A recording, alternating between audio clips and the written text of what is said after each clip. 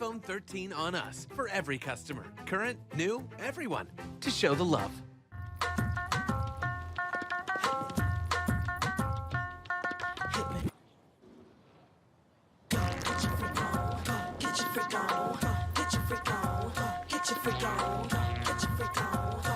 Folks, Black Star Network is here.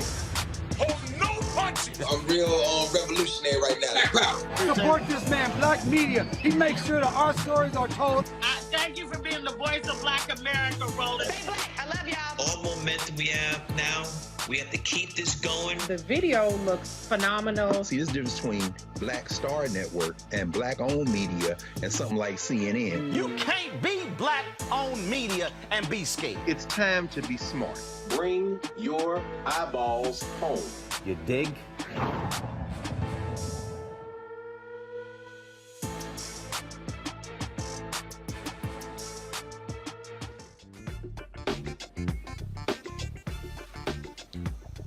Today is Tuesday, June 28, 2022. Roland Martin Unfiltered, broadcasting live from New Orleans, where we are partnering with Coca-Cola.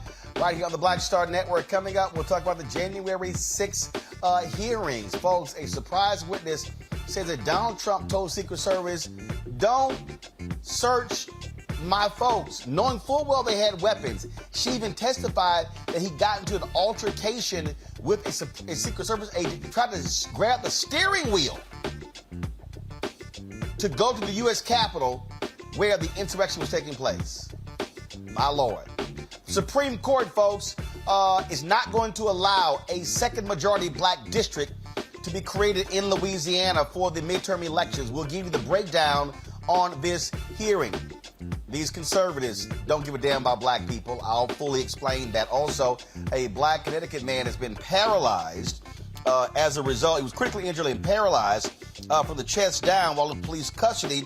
They filed a lawsuit. We'll tell you about that particular lawsuit. Also, in our marketplace segment, a black wine entrepreneur wants to go to the next level with the business, and we'll tell you all about it. Folks, lots to break down on Roland Martin Unfiltered. It's time to bring the funk on the Black Star Network. Let's go.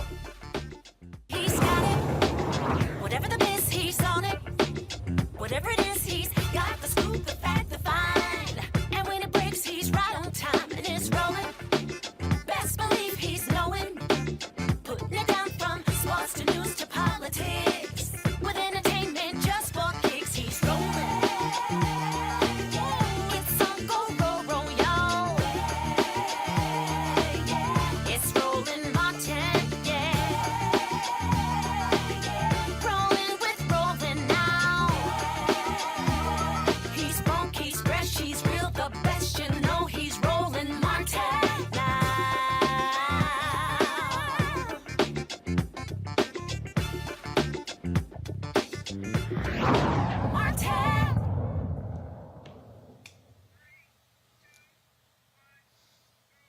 All right, folks, there was not supposed to be a January 6th committee hearing today, but there was a surprise witness who testified, and oh my goodness, did she have some shocking revelations in today's testimony. Her name is Asa Hutchinson. She was a longtime aide to Trump Chief of Staff Mark Meadows, and she laid out some damning testimony.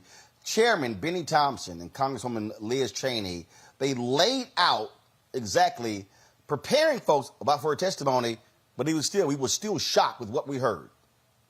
In our hearings over the previous weeks, the Select Committee has laid out the details of a multi-part pressure campaign driven by the former president aimed at overturning the results of the 2020 presidential election and blocking the transfer of power. We've shown that this effort was based on a lie that the election was stolen, tainted by widespread fraud, Donald Trump's big lie. In the weeks ahead, the committee will hold additional hearings about how Donald Trump summoned a mob of his supporters to Washington, spurred them to march on the Capitol, and failed to take meaningful action to quell the violence as it was unfolding on January 6th. However, in recent days, the Select Committee has obtained new information dealing with what was going on in the White House on January 6th and in the days prior. Specific detailed information about what the former president and his top aides were doing and saying in those critical hours. First-hand details of what transpired in the office of the White House Chief of Staff, just steps from the Oval Office as the threats of violence became clear, and indeed, violence ultimately descended on the Capitol in the attack on American democracy. It's important that the American people hear that information immediately. That's why, in consultation with the Vice Chair, I've recalled the committee for today's hearing.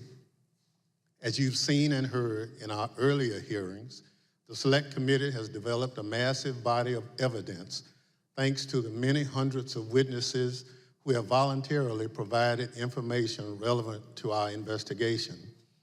It hasn't always been easy to get that information because the same people who drove the former president's pressure campaign to overturn the election are now trying to cover up the truth about January 6th. But thanks to the courage of certain individuals, the truth won't be buried. The American people won't be left in the dark. Our witness today, Ms. Asa Hutchinson, has embodied that courage. I won't get into a lot of detail about Ms. Hutchinson's testimony will show. I'll allow her words to speak for themselves, and I hope everyone at home will listen very closely. First, I'll recognize our distinguished Vice Chair, Ms. Cheney of Wyoming, for any opening statements she'd care to offer. Thank you very much, Mr. Chairman. In our first 5 hearings, the committee has heard from a significant number of Republicans, including former Trump administration Justice Department officials, Trump campaign officials, several members of President Trump's White House staff, a prominent conservative judge, and several others. Today's witness, Ms. Cassidy Hutchinson, is another Republican and another former member of President Trump's White House staff. Certain of us in the House of Representatives recall that Ms. Hutchinson once worked for House Republican Whip Steve Scalise, but she is also a familiar face on Capitol Hill because she held a prominent role in the White House Legislative Affairs Office and later was the principal aide to President Trump's Chief of Staff, Mark Meadows. Ms. Hutchinson has spent considerable time up here on Capitol Hill representing the Trump administration, and we welcome her back. Up until now, our hearings have each been organized to address specific elements of President Trump's plan to overturn the 2020 election. Today, we are departing somewhat from that model because Ms. Hutchinson's testimony touches on several important and cross-cutting topics that are relevant to each of our future hearings. In her role working for the White House Chief of Staff, Ms. Hutchinson handled a vast number of sensitive issues. She worked in the West Wing, several steps down the hall from the Oval Office. Ms. Hutchinson spoke daily with members of Congress, with high-ranking officials in the administration, with senior White House staff, including Mr. Meadows, with White House counsel, lawyers, and with Mr. Tony Ornato, who served as the White House Deputy Chief of Staff. She also worked on a daily basis with members of the Secret Service who were posted in the White House. In short, Ms. Hutchinson was in a position to know a great deal about the happenings in the Trump White House. Ms. Hutchinson has already sat for 4 videotaped interviews with committee investigators, and we thank her very much for her cooperation and for her courage. We will cover certain, but not all relevant topics within Ms. Hutchinson's knowledge today. Again, our future hearings will supply greater detail, putting the testimony today in a broader and more complete context. Today, you will hear Ms. Hutchinson relate certain firsthand observations of President Trump's conduct on January 6th. You will also hear new information regarding the actions and statements of Mr. Trump's senior advisors that day, including his Chief of Staff, Mark Meadows, and his White House counsel. And we will begin to examine evidence bearing on what President Trump and members of the White House staff knew about the prospect for violence on January 6th, even before that violence began. To best communicate the information the committee has gathered, we will follow the practice of our recent hearings, playing videotape testimony from Ms. Hutchinson and others, and also posing questions to Ms. Hutchinson live. Folks, the testimony of Cassidy Hutchinson was unbelievable. Even what she heard as they talked about what's going to happen leading up to January 6th. We will begin today with an exchange that first provided Ms. Hutchinson a tangible sense of the ongoing planning for the events of January 6th. On January 2nd, 4 days before the attack on our Capitol, President Trump's lead lawyer, Mr. Giuliani, was meeting with White House Chief of Staff Mark Meadows and others. Ms. Hutchinson, do you remember Mr. Giuliani meeting with Mr. Meadows on January 2nd, 2021? I do. He met with Mr. Meadows in the evening of January 2nd, 2021.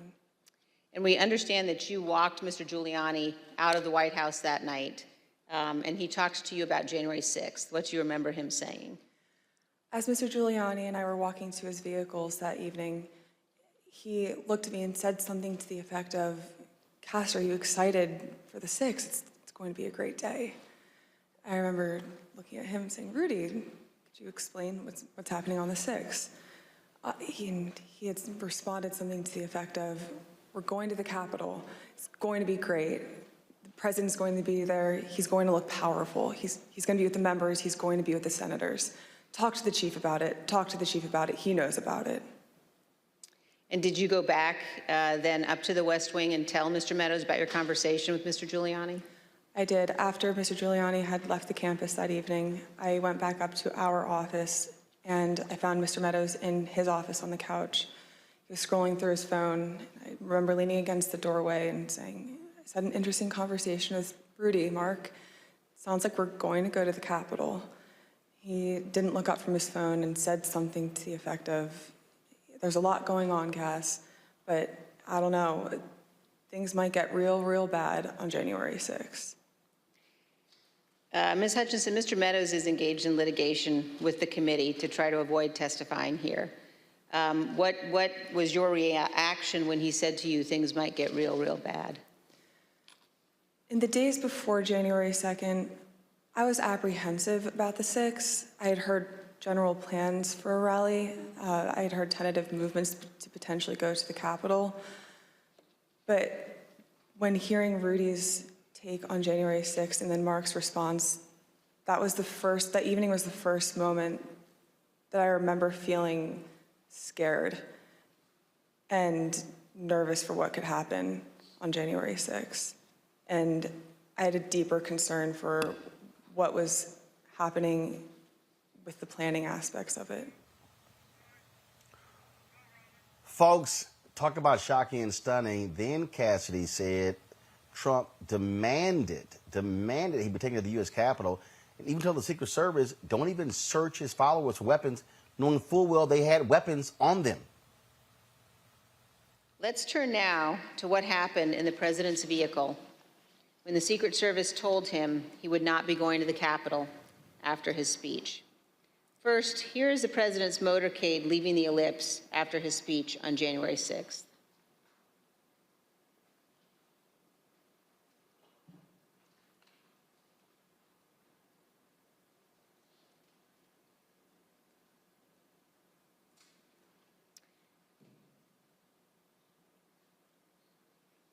Ms. Hutchinson, when you returned to the White House in the motorcade after the president's speech, where did you go? When I returned to the White House, I walked upstairs towards the Chief of Staff's office, and I noticed Mr. Ornato lingering outside of the office. And once we had made eye contact, he quickly waved me to go into his office, which was just across the hall from mine. When I went in, he shut the door, and I noticed Bobby Engel, who is the head of Mr. Trump's security detail, sitting in a chair, just looking somewhat discombobulated and a little lost. I looked at Tony, and he had said, "Did you effing hear what happened in the Beast?" I said, "No, Tony, I just got back. What happened?" Tony proceeded to tell me that when the president got in the Beast, he was under the impression from Mr. Meadows that the off-the-record movement to the Capitol was still possible and likely to happen, but that Bobby had more information. So once the president had gotten into the vehicle with Bobby, He thought that they were going up to the Capitol, and when Bobby had relayed to him, we're not, we don't have the assets to do it, it's not secure, we're going back to the West Wing. The president had very strong, a very angry response to that. Tony described him as being irate. The president said something to the effect of, "I'm the effing president, take me up to the Capitol now." To which Bobby responded, "Sir, we have to go back to the West Wing." The president reached up towards the front of the vehicle to grab at the steering wheel. Mr. Engel grabbed his arm, said, "Sir, you need to take your hand off the steering wheel. We're going back to the West Wing. We're not going to the Capitol." Mr. Trump then used his free hand to lunge towards Bobby Engel. And when Mr. Ornato had recounted this story to me, he had motioned towards his clavicles. And was Mr. Engel in the room as Mr. Ornato told you this story? He was. Did Mr. Engel correct or disagree with any part of the story from Mr. Ornato? Mr. Engel did not correct or disagree with any part of the story. Did Mr. Engel or Mr. Ornato ever after that tell you that what Mr. Ornato had just said was untrue? Neither Mr. Ornato nor Mr. Engel told me ever that it was untrue. Now, if y'all really want to get a good laugh, Trump actually said, "I don't lie." Hutchinson, we're going to show now an exchange of texts between you and Deputy Chief of Staff Ornato. And these text messages were exchanged while you were at the ellipse. In one text, you write, "But the crowd looks good from this vantage point as long as we get the shot. He was effing furious." And the text messages also stress that President Trump kept mentioning the OTR, an off-the-record movement. We're going to come back and ask you about that in a minute. But could you tell us, first of all, who it is in the text who was furious? The he in that text that I was referring to was the president. And why was he furious, Ms. Hutchinson? He was furious because he wanted the arena that we had on the ellipse to be maxed out at capacity for all attendees. The advance team had relayed to him that the mags were free-flowing. Everybody who wanted to come in had already come in, but he still was angry about the extra space and wanted more people to come in.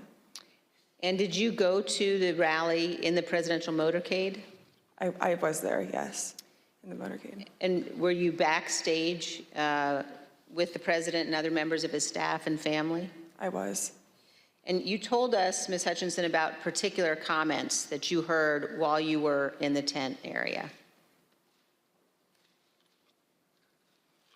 When we were in the offstage announce area tent behind the stage, he was very concerned about the shot, meaning the photograph that we would get, because the rally space wasn't full. One of the reasons, which I've previously stated, was because he wanted it to be full and for people to not feel excluded because they'd come far to watch him at the rally. And he felt the mags were at fault for not letting everybody in. But another leading reason, and likely the primary reason, is because he wanted it full and he was angry that we weren't letting people through the mags with weapons, what the Secret Service deems as weapons and our weapons. But when we were in the offstage announce tent, I was part of a conversation. I was in the vicinity of a conversation where I overheard the president say something to the effect of, I don't effing care that they have weapons. They're not here to hurt me. Take the effing mags away. Let my people in. They can march to the Capitol from here. Let the people in. Take the effing mags away. Just to be clear, Ms. Hutchinson, is it your understanding that the president wanted to take the mags away and said that the armed individuals were not there to hurt him? That's a fair assessment. This whole day shows you the sheer incompetence of these people and what they were trying to do, how they were literally trying to overthrow this country with this election. And at one point, this key phrase, "blood will be on your hands," was uttered. Ms. Hutchinson, I'd like now for us to listen to a description, your description of what transpired in the West Wing during the attack. For context, in this clip, you describe the time frame starting at about 2 p.m. So I remember Mark being alone in his office for quite some time, and I know we've spoken about Ben Williamson going in at one point, and I don't personally remember Ben going in. I don't doubt that he had gone in, but I remember him being alone in his office for most of the afternoon, around 2 o'clock to 2:05. Around 2 o'clock to 2:05, we were watching the TV, and I could see that the rioters were getting closer and closer to the Capitol. Mark still hadn't popped out of his office or said anything about it. So that's when I went into his office. I saw that he was sitting on his couch, on his cell phone. Same as the morning where he was just kind of scrolling and typing. I said, "Hey, are you watching the TV, Chief?" Because his TV was small, and you can see it, but I didn't know if he was really paying attention. I said, "You watching the TV, Chief?" He was like, "Yeah." The rioters are getting really close. Have you talked to the president? He said, "No, he wants to be alone right now." Still looking at his phone. So I start to get frustrated because I sort of felt like I was watching this is not a great comparison, but a bad car accident that was about to happen where you can't stop it, but you want to be able to do something. And I remember thinking in that moment, Mark needs to snap out of this, and I don't know how to snap him out of this, but he needs to care. And I just remember I blurted out, I said, "Mark, do you know where Jim's at right now?" And he looked up at me at that point and said, "Jim?" And I said, "Mark, he was on the floor a little while ago giving a floor speech. Did you listen?" He said, "Yeah, it was real good. Did you like it?" And I said, "Yeah. Do you know where he's at right now?" He said, "Well, no, I haven't heard from him." And I said, "You might want to check in with him, Mark." And I remember pointing at the TV and I said, "The rioters are getting close. They might get in." And he looked at me and said something to the effect of, "All right, I'll give him a call." Not long after the rioters broke into the Capitol, you described what happened with White House counsel Pat Cipollone. No more than a minute and a half later, I see Pat Cipollone barreling down the hallway towards our office and rushed right in, looked at me, said, "Is Mark in his office?" And I said, "Yes." He just looked at me and started shaking his head and went over, opened Mark's office door, stood there with the door propped open, and said something to Mark is still sitting on his phone. I remember glancing and he's still sitting on his phone. And I remember Pat saying to him something to the effect of, "The rioters have gotten to the Capitol, Mark. We need to go down and see the president now." And Mark looked up at him and said, "He doesn't want to do anything, Pat." And Pat said something to the effect of, and very clearly had said this to Mark, something to the effect of, "Mark, something needs to be done or people are going to die and the blood's going to be on your effing hands. This is getting out of control. I'm going down there." And at that point, Mark stood up from his couch, both of his phones in his hand. He had his glasses on still. He walked out with Pat. He put both of his phones on my desk and said, "Let me know if Jim calls." And they walked.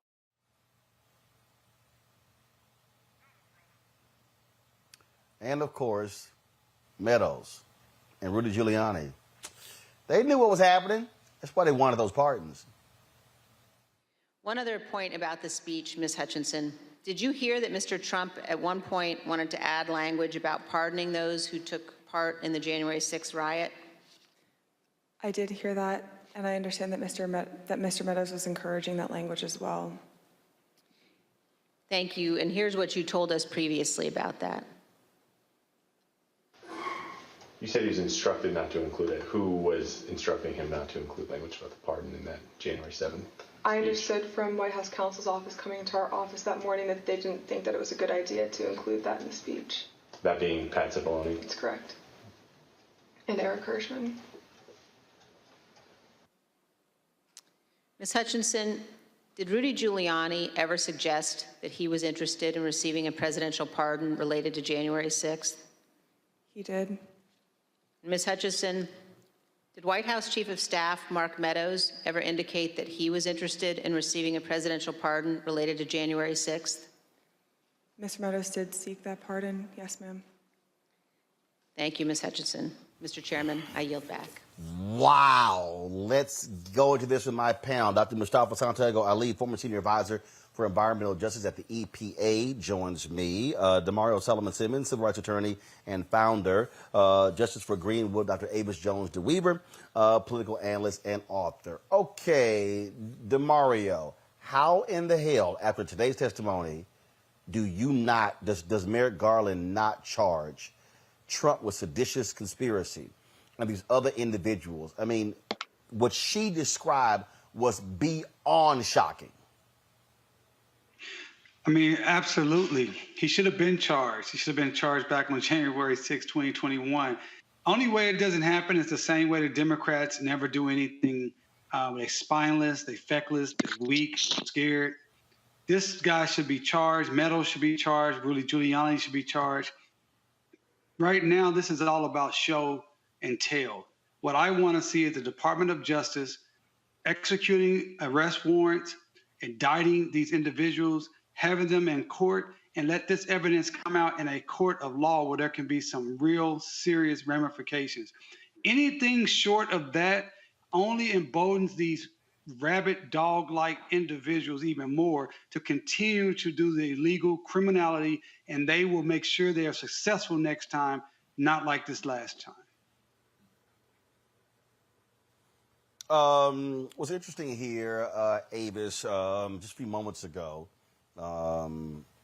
Peter Alexander with NBC said a source close to the Secret Service tells me both Bobby Engel, the lead agent, and the presidential limousine SUV driver are prepared to testify under oath that neither man was assaulted and that Mr. Trump never lunged for the steering wheel. Now, the U.S. Secret Service did put out a statement saying the U.S. Secret Service has been cooperating with the Select Committee since its inception in spring 2021 and will continue to do so, including by responding on the record to the committee regarding the new allegations surfaced in today's testimony. I can't imagine, Avis, this committee allowing that testimony to go forward and not having the receipts to back it up. Yeah, I can't either. But what we see here is damage control in real time. Who knows everything that is going on in terms of all the people behind the scenes that in some way are looking to kowtow to someone who is using his power as a threat against so many people. It's really interesting to see history in real time with regards to Trump's sort of mob-like behavior that continues to put him in situations where no matter what he does, he can find people to fall on the sword for him. He can find people who are willing to go to jail for him. He's promising to help people or promising to hurt people, depending upon which side of the line they fall on, either for or against him. As thorough as this committee is, as you've mentioned, it's hard for me to believe that they would allow something out in public testimony that they don't have information to back up in some way, shape, or form, because they understand that their credibility is on the line. And so it'll be interesting to see how this plays out. But what we saw today was still ground shaking. And let me tell you, there's more to come. Mustafa, again, this is thuggish behavior. This is a man who was hell-bent on overthrowing this government. In fact, there was even a particular clip, y'all get that ready, where Hutchinson testified that Trump had no problem for them hanging Mike Pence. Here's some of that. I opened the door to the dining room, briefly stepped in to get Mark's attention, showed him the phone, flipped the phone his way so he could see it said Jim Jordan. He had stepped to where I was standing there holding the door open, took the phone talking to Jim with the door still propped open, So I took a few steps back. So I probably was 2 feet from Mark. He was standing in the doorway going to the Oval Office dining room. They had a brief conversation, and in the crossfires, I heard briefly like what they were talking about, but in the background, I had heard conversations in the Oval dining room at that point talking about the Hang Mike Pence chants. That clip ended, Ms. Hutchinson, with you recalling that you heard the President, Mr. Meadows, and the White House counsel discussing the Hang Mike Pence chants.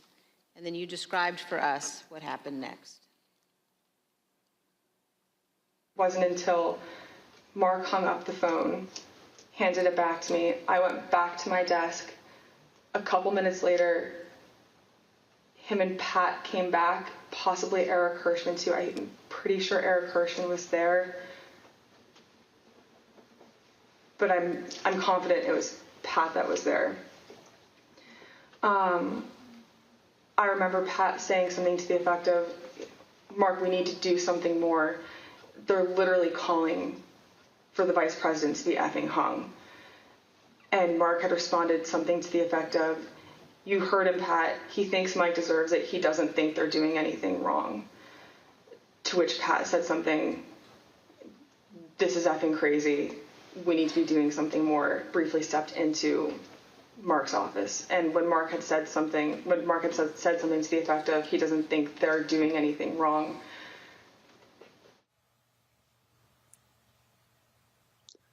President, the person we used to label. I mean, Mustafa, this is nuts. Go ahead. I was just going to say, let's just truly unpack what this is. Trump saw himself not only as the label of a president, but what we're finally seeing sort of play out in front of everyone is an American dictator. An American dictator, a ruler with total power over a country, typically one who has gained control by force. A dictator will hang or support the hanging of individuals who stand against him or who stand for justice or democracy or any of these other labels that you want to use. A dictator will also sacrifice their people. They'll sacrifice others for their own personal gain so that they can continue to control the power. So this is the dynamic that we are seeing play out. I take it far above him being a thug. He has truly tried to be a dictator. He's trying to grab power away when he lost the election, then rally individuals to actually move forward and try and break up democracy so that he could then regain the power that he lost when he lost the presidency. So we need to just be clear with who this man is, how he sees himself, and then also the individuals who continue to support him. I've worked with the Secret Service. I know plenty of folks who've been in the Secret Service. And folks should take this very serious because not only are you damaging your career, that oath that you took to protect this country from those both domestic and abroad is serious. So let's just call out what we're dealing with, and that is the first American dictator. So Go ahead, Mario. My question is, what has been put in place to stop this from happening again? What will occur? Right now, everything that we've seen since January 6, 2021, the Republicans have done whatever they wanted to do to create a better environment that they can steal the elections, a better environment that they can be dictators, a better environment so they can have minority rule. That's why, regardless of all these hearings that we're seeing and the bombshell testimony, if these individuals are not charged and indicted soon, and we see them going through the court criminal justice system that my clients go through, there is no way in the world that anybody black or anyone that was not a rich white man could have this type of evidence and not be charged. If we don't see charges soon for Trump and all the Republican elected officials who participated in this, if we don't see Congress soon utilizing the third clause of the 14th Amendment to impeach these insurrectionists from Congress, this will happen again. This discussion, these hearings will be for naught, and we will be in a much difficult place, terrible place in 2024. Absolutely. All right, folks, hold tight 1 second. Got to go to a break. When we come back, we'll talk about a case out of Connecticut. A black man paralyzed after, again, an incident there with police. Also, we'll be talking about the case out of Louisiana, where courts ruled to create a second black district in the state. Supreme Court has put a halt to that. GOP don't give a damn about black people. You're watching Roland Martin Unfiltered, broadcasting live from New Orleans on the Black Star Network. Verizon just gave us all a brand new iPhone 13. We've been customers for years. We got iPhone 13s too. Switched 2 minutes ago, literally right before this. iPhone 13 on us on any unlimited plan for every customer, with plans starting at just $35. All on the network more people rely on.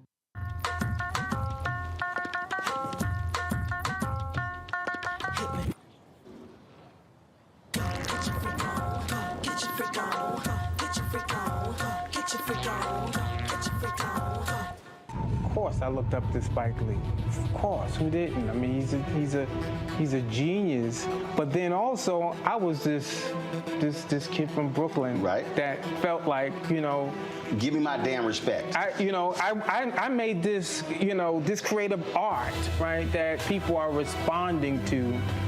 And it would have been great if we had the opportunity to sit one-on-one.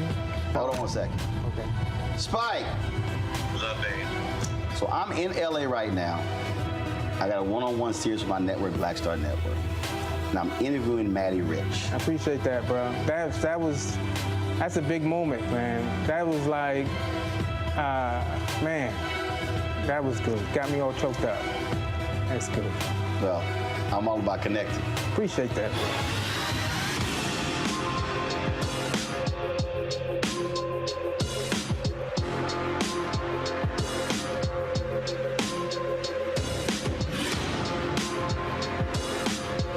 Love our new Alexa. It's a Buick. Yeah, Alexa. Buick. Alexa. It's a Buick. It's an Alexa. It's a Buick.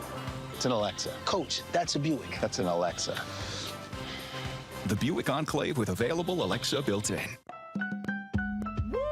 We're all impacted by the culture, whether we know it or not. From politics to music and entertainment, it's a huge part of our lives, and we're going to talk about it every day right here on The Culture with me, Faraji Muhammad, only on the Black Star Network. How about sushi? I just had sushi for lunch yesterday. How about tacos? Automatic emergency braking, one of 6 advanced safety features standard on every 2022 Chevy Equinox. Find new technology. Find new roads. Chevrolet. Hi, I'm Teresa Griffin. Hi, my name is LaToya Luckett, and you're watching Roland Martin Unfiltered.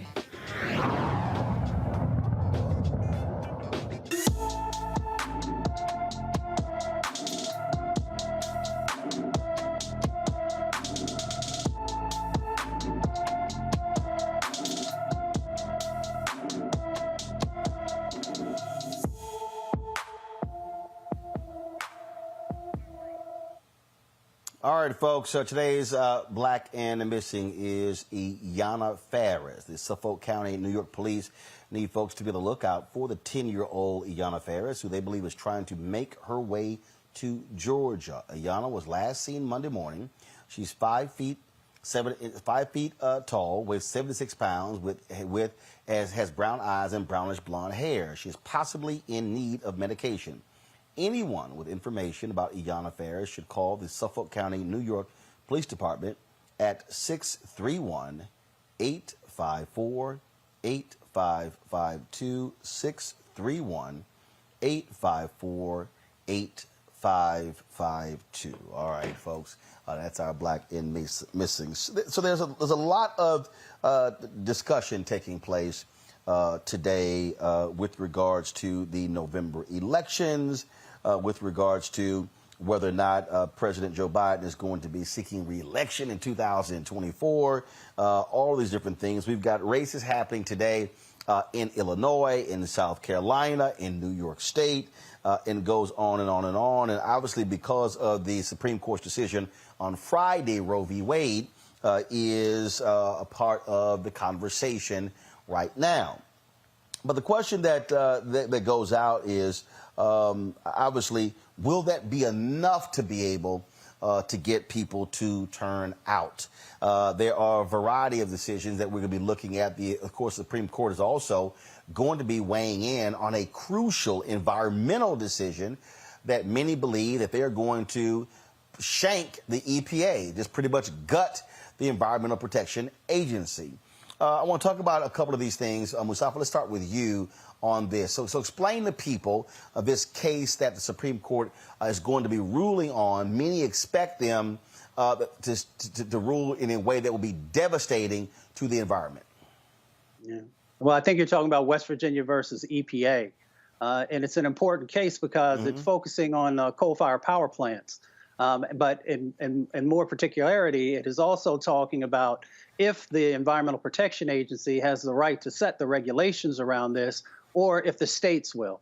And the problem with that is that we know that there are a number of states who have not done what's necessary to help us to not only address the climate crisis, but also to address these disproportionate impacts that happen in vulnerable communities. We know that the majority of African Americans, a vast majority, actually live within 30 miles of a coal-fired power plant. We also understand that the exposures and emissions that come from this cause heart and liver and kidney diseases and also asthma. And we know that we've got 24 million folks in our country and 7 million kids who have asthma, and that in many instances, a lot of folks are losing their lives, and kids can't even learn when they have these exposures and then these asthma attacks that are going on, and a number of other public health impacts. So all that being said is that we need to truly have a complete social safety net. And if the Supreme Court knocks this down, it just begins the first domino around these coal-fired power plants, because the preceding sets of actions may take away EPA's ability to be able to regulate a number of other impacts that are happening across our country. The thing here, Avis, that I think that people have to understand, there are a lot of individuals who simply thought, oh, the courts will protect us. What we're now seeing with this 6-3 majority, they don't care. They now have the votes. Even if one of them, Chief Justice John Roberts, chooses not to go along, solid 5 votes, they can run the table. This is what, so not only Roe v. Wade, not only the environment, not only voting rights, I mean, we could go on and on and on. This is the conservative dream that they have been waiting for. It certainly is. You know, I'm old enough to remember complaints from the right about judicial activism and talking about how an activist court is out of hand and how you shouldn't be legislating from the bench. You know, they would describe anything that had to do with expanding rights as judicial activism. Here we are in the midst of judicial activism in its purest form. It's really interesting to see this court run roughshod over the rights of women and people generally in terms of decisions that have already been made and decisions that will be made coming down the pike. You know, and to hear the hypocrisy, for example, of a Clarence Thomas who comes out and basically says, let's not only gut Roe, let's go after gay rights, let's go after contraception, let's go after peeping into grown folks' bedrooms to see what sexual acts they are engaging in. But let's not touch interracial marriage because I happen to be married in an interracial marriage. The hypocrisy of it shows you that this has nothing to do with the law. This has to do with their specific political agenda, and they are hell-bent on advancing that agenda come hell or high water in the future. And this is why we have for so long talked about on the show how important it is for the left to really get that these appointments to the Supreme Court and below, lifetime appointments, have huge, generations-long impacts on our lives. And now that we're here with this 6-3 disparity, unless this court is expanded, we are in a situation where literally our grandchildren may still have to contend with all of the damage that this specific court is going to do. You know, Mario, I always talk about on this show how we have to connect the dots. And this is a perfect example for the people who don't understand politics, and that is the individual that you vote for, the individual that you vote for president, that's who is going to appoint Supreme Court justices. The individuals that you vote for the United States Senate, those are the people who are going to vote on, confirm, or reject Supreme Court justices, federal judges as well.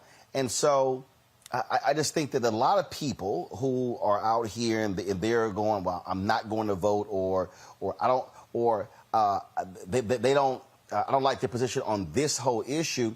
I mean, do understand that you can sit on the sidelines, not a problem, but you're going to get the type of government that you will get when you're not actually involved. I had somebody who tweeted me the other day, and they were talking about Gen Zs, and I said, why? I said, I don't understand why millennials and Gen Zers keep complaining about baby boomers like Joe Biden. I said, if y'all vote y'all numbers, y'all can run the election. She's like, oh, no, we turned out in 2020. I said, no, you didn't. I said, you turned out. There was an increase. I said, I'm talking about voting your numbers. And that's really the whole issue here. How do you vote your numbers for African Americans? We shouldn't have a situation where you got 30, 40% turnout. New York State today is going to have awful turnout. This is a perfect example. When you vote your numbers and everybody else is low, you can run the table. But you got to actually vote. I'm going to respectfully disagree with you on that. You know, you're talking to someone here in Oklahoma where it's gerrymandered to death. It does not matter how I vote in the federal elections. I exercise my right to vote. I think it's very important. I think what's most important in this particular moment, though, is the people that are in power are not exercising their power. Where is the congressional Congress with the impeachment of Clarence Thomas and those other justices that lied under oath? Where is the impeachment proceedings of Clarence Thomas and his wife being an insurrectionist? Where is Joe Biden on his bully program? Hold up, Demario, wait, hold up. If we're going to put something out, let's be factual. Congress cannot impeach Clarence Thomas. Why not? So when you're saying where's, hold up, because here's part of the problem. The Supreme Court, first of all, the Supreme Court doesn't have an ethics. You don't have an ethics situation set up. That's first. Now, can you impeach federal judges? Yes, you can. But you can't impeach Jenny Thomas. She doesn't hold a political office. No, I know that, but I'm talking about her. I'm talking about Clarence Thomas, who's making these decisions that my sister talked about earlier, wanting to get rid of not only Roe versus Wade and all these other rights. Where is the congressional members right now? All they keep saying is, give us 2 more senators, give us 2 more senators. But I'm old enough, as my sister said, to remember when the Obama administration had 60 senators, and they still said they didn't have enough senators. They always want to move the ball. The only thing that they did after Roe versus Wade, after having 2 months knowing that this was coming out, was go out and sing songs on the steps of the Capitol and send out fundraising emails. This is ridiculous. And so for people to say, well, you just got to vote harder, I reject that. Yes, people want to get out. No. See, again, Demario, you're leaving out something that's factually, you're wrong. You're not letting me finish. The House. How can I get in everything I'm trying to get in? Demario, but if you're giving out factually incorrect information, for instance, the House has actually passed a bill dealing with reproductive rights. Avis can tell you that. The House has actually passed. Hold up. Demario, but when you say Congress, when you say Congress, that includes the House and the Senate. Be specific. Right. The House has done what you said, not the Senate. So don't say Congress, say the Senate. No. You weren't listening to what I said. Where is Congress, the House right now, bringing these judges in, finding ways to rein this in, bringing to the House floor to expand the Supreme Court? They haven't put that on the House floor. It may not pass in the Senate, but they need to be showing their constituency and their base that we're willing to fight as hard as we need to for the things that we can control. The House is not doing that. And certainly the president is not doing that. I mean, the things he said at the end of his speech on Friday was, I want to leave you with, you must be peaceful, peaceful, peaceful. These people are ripping apart people's rights each and every day. As the sister stated earlier, this is things that our grandchildren will be dealing with while we sit here in real time and watch this. This is like being in Germany in 1933, 1934, 1935, and just seeing things ripped apart, ripped apart, ripped apart. The congressional leaders are not acting strong enough. They tweet, they go on TV, they send out fundraising emails, but they're not utilizing every tool in their bag, in my opinion. Okay. And again, in order for you to do that, what you have to have is you got to have the votes. And if you don't have the votes, what you do is politically, and this is also being smart politically, what you do is you don't set yourself up to lose. So part of the issue that you're now dealing with is, and again, I can run these things down, Avis, the number of bills that have been passed in the House that are dead in the Senate. So when I hear people say, well, they aren't doing these things, there are a number of things that have been passed. Look, the domestic terrorism bill after Buffalo was passed in the House. It died in the Senate. So when we say what Congress is not doing, no, what the Senate is not doing, there are a number of things, Avis, that have happened actually in the House. But see, I'm not only looking, and again, this is the key. This is the key. I'm not only talking about Congress. I'm also talking about what's happening on the state level. And when I look at voting numbers on the state level, I see the exact same thing. The point that I am making is if we see folks voting our numbers, Avis, then you might see also a change in the very people who are in elected office. Part of the problem that we have right now is that people who are in office are in there because they were elected with low voter turnout. But Avis, if I just jump in, we've got to also factor hold on, Demario, hold on. Avis, and I'll come back to you, but hold on. Avis. Yeah, I agree with that. When you think about where the Black population is concentrated, I know it may not make much of a difference in terms of the number of Black people in Oklahoma, okay? But if you're looking at places like Georgia, like Pennsylvania, even New Mexico, I mean, these key states that were key in that last election, and Texas, as we're growing there, let me just say, there are key states where when we maximize our vote, we have tremendous power. I completely agree with that. But I also want to say that the biggest mistake that I see the Democratic Party making right now, and we know that we're in this conundrum where the House can do all sorts of things, but it's going to die in the Senate. Okay, we know that's the reality right now. What they aren't doing, though, is utilizing their bully pulpit. We don't see enough of Biden utilizing his bully pulpit. When things happen, like what has been happening this entire time with the Republican Party, and particularly as a result of Roe, if the shoe was on the other foot, you would see McConnell have a press conference. You would see all sorts of unified messaging with Republican lawmakers all over television, repeating the same talking points, repeating the same sound bites.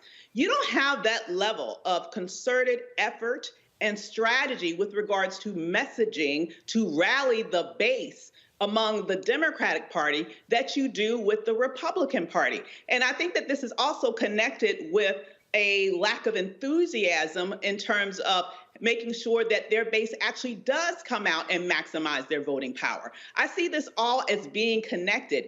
If the Democrats were better at messaging, if the Democrats were better at fighting, I agree with that. If the Democrats were better at really showing some sort of emotional, powerful reaction to this crazy moment that we're in right now. They're acting like this is politics as usual. This is not politics as usual. This is not normal. I mean, I want to see them acting like the world is on fire, because it is.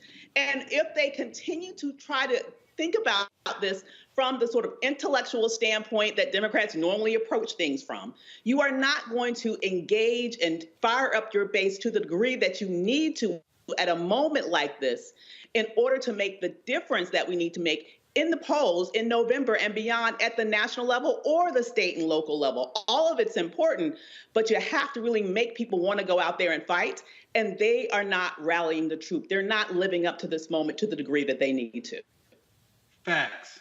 But this is why I'm making this point, Mustafa, because I look at the Poor People's Campaign.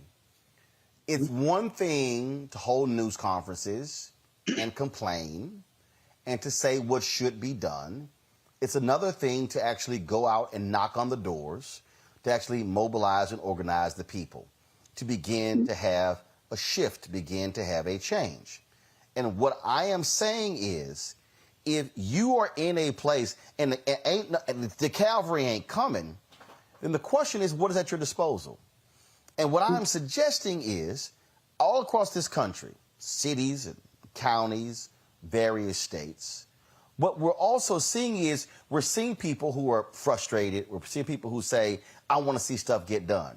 You can't get jack done unless you have the votes. Ron Kirkland, who's the mayor of Dallas, told me that all the time. Ron said, I can count votes. He said, you can come to City Hall bitching and yelling and screaming all you want to. But if I look around the table, he said, and there's 12 people, and I got 9 votes, y'all can yell, holler, scream all you want to. I got the 9 votes. And so there's a difference between being pissed off and emotional and being strategic and organized. And what I am offering is, if you are pissed off and angry and emotional, but you got no strategy, you have no organization, you have no mobilization, all you are is pissed off. Now, if you're on the flip side, where all you are concerned about is raising money and being as bland as possible, you're gonna have a whole issue with being able to turn people out. What I am still saying across the board, that what is absolutely needed for us, I can't speak for nobody else, is for us to say, wait a minute. If the last election, that person got elected and only 14% of all eligible voters turned out and they suck, well, you know what I'm going to do? I'm going to try to figure out how to get another 16% to turn out and put them out of office. That's what I'm saying. Mm-hmm. You know, my grandmother says you have power unless you give it away. One of the victories that Republicans have had is that they've played a role in convincing people that they don't have power. There are all these examples of how when you actually mobilize folks, when you build structures, infrastructures, and have a strategic plan of how change can happen. You mentioned the Poor People's Campaign. Let's go back to the More Mondays movement. There in North Carolina, when folks said that, that you could never make changes there in North Carolina. Reverend Barber and a whole lot of community-based folks and others came together to be able to make change begin to happen there in North Carolina. I was with Indigenous brothers and sisters earlier today, and we were talking about how they helped to play a role there in New Mexico. I believe Avis had mentioned New Mexico, be helping to actually flip that by getting folks together. Now, they did also raise that we got to have more resources going in to get even more folks in their community together. But all that goes back to the fact that we can make change happen, but we have to, one, be strategic. That's why this show is so important. From the earliest days of being on this show, one of the things we kept raising to folks is that Republicans have a strategic plan that they have been playing out for decades, and that Democrats, one, have to do a much better job of connecting with folks, getting resources to them, but to also understand that dynamics can actually change. And we do a disservice. We do such a disservice when we put out there that voting doesn't matter. Voting matters on the local level, the county, and the state level. If you want to actually address what's happening around gerrymandering and redistricting, then you got to get people mobilized to vote on that state level to be able to play a role in helping to make change happen. If you're not doing that, and if you continue to say, well, you know what, I can't find nobody who represents what I stand for, and ain't nobody focusing on issues I care about. Well, my question every time somebody says that is, why aren't you running for office yourself? Why don't you run on the local or the county, the state level? Or if you have the ability, why not get enough folks together so you can run on the federal level? So if you're saying that, then you have a responsibility to do something in that space. Because if you want to see change happen, this starts with each and every one of us, and then we build it out by bringing other people in. And that's why, going back to the Poor People's Campaign, of making sure that everyone who's focusing on their commonalities, so those points that everybody can get behind, and then building from there, honoring each other, supporting each other in an authentic way. And when we don't do that, we are just as responsible for some of these things that we see going on as those who are trying to destroy our communities and to strip power away from us. The unfortunate issue that I'm looking at, DeMario, is, again, we got a lot of people who are angry, pissed, and emotional, but they have no plan. Well, I think there's a lot of people that are angry, pissed, and emotional, and they're looking for leadership. They're looking for leadership to stand up and show them what the plan is. Like, everybody is not a leader. And everybody is not going to lead organizations like all of us on this panel. Everyone doesn't have the experience, the connections, the wealth to be able to run for office. Some people are looking for leadership, and I'm not going to castigate anyone who feels a little dejected in this moment because they're looking around and don't see anybody actually leading and fighting on their behalf. All of us fight every single day. And as a civil rights attorney that is based in Oklahoma to take cases all over this nation, I understand that sometimes a win is not necessarily getting the ultimate victory. The win is just doing the fight. And that's what people are looking for. That's why people gravitate to Reverend Barber, because he's fighting. That's why people gravitate to this show, because you're fighting. But we cannot just cascade and talk bad about people not wanting to vote. Look, when I went down to Texas back in 2018 to do voter protection for the NAACP down there, I went to Waco, flew down to Waco, and you get down there and you see these voting districts for black organizations or black communities where they have 2 or 3 voting machines, and people got to wait in line 4 and 5 hours, and you go right across town to the white voting districts and they just walk in and walk out. That stuff is real. So understanding that that is real, we have to give people real incentives of why they believe people are going to fight on their behalf when they are elected. So yes, we want everybody to get out to vote. Yes, we want people to be more passionate and to get the numbers up. But we cannot give excuses for those who are in power right now. I remember everyone saying about Georgia, if we get these 2 seats in Georgia, if we get Roanoke and Ossoff elected, we can get our agenda passed. That is what Joe Biden said to everyone. Everyone believed that, and he has not come through on it, and it's okay for people to be upset about that. But Roland, first of all, let me just... There's no... Go ahead. I was just going to say, this is not a hit it and quit it situation. You have got to have consistency in our mobilization and our activation to be able to get this stuff achieved. And we keep thinking that because we get somebody in for 1 term. I mean, when you look at our brother Warnock, it's not like he's been in for 6 years, right? I'm not disparaging Brother Warnock, and we all understand that this is a long-term play. This is something that people have to show up all the time. But the moment right now, when it is, for me, I'm dealing with this stuff every single day. I mean, this impacts all of us, but this impacts my clients specifically as these rights are being rolled away right in front of our face. I do not see enough passion. I do not see enough fight. I do not see enough resources being pushed down to black communities and black organizations to get out to vote. People like Latasha Brown and other organizations like my man Frank White with Black Men Vote. These are people that I'm in contact with, consulting with, supporting right now. They're not getting the resources to get our community out there. That's because the Democrats, Roland, you said the Republicans don't care about us. At this point, the Democrats have not proven that either. Well, I'm not going to try and defend the Democrats. First of all, what you're doing is, you're having a Democratic-Republican conversation. I'm not.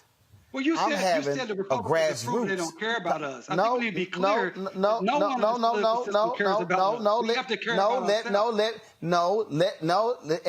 That's what you said, Roland. Roland, again, no, excuse me, DeMario.